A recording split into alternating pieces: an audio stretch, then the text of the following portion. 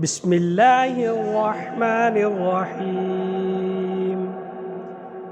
اللهم صل على سيدنا ومولانا محمد وعلى آل سيدنا ومولانا محمد صاحب التاج والمعراج والبراق والعلم، دافع البلاء والوباء والأعداء والظلماء والقحط والقرض والمرض والسقم والحزن والألم.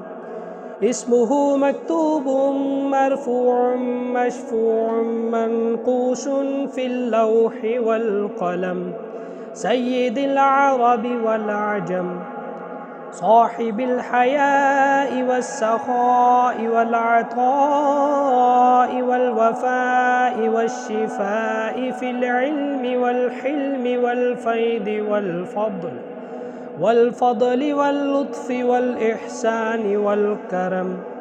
جسمه مقدس معطر مطهر منور في البيت والحرم، شمس الضحى بدر الدجى صدر العلا نور الهدى كهف الورى مصباح الظلم، جميل الشيم شفيع الأمم صاحب الجود والكرم.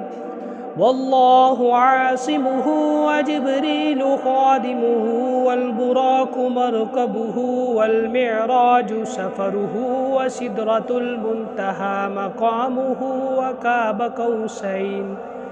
وكاب قوسين مطلوبه والمطلوب مقصوده والمقصود موجوده، سيد المرسلين خاتم النبيين شفيع المذنبين أنيس الغريبين رحمة للعالمين، راحة العاشقين مراد المشتاقين، شمس العارفين سراج الثالقين مصباح المقربين، محب الفقراء والغرباء واليتامى والمساكين، سيد الثقلين نبي الحرمين إمام القبلتين وسيلتنا في الدارين، صاحب قاب قوسين محبوب رب المشرقين ورب المغربين،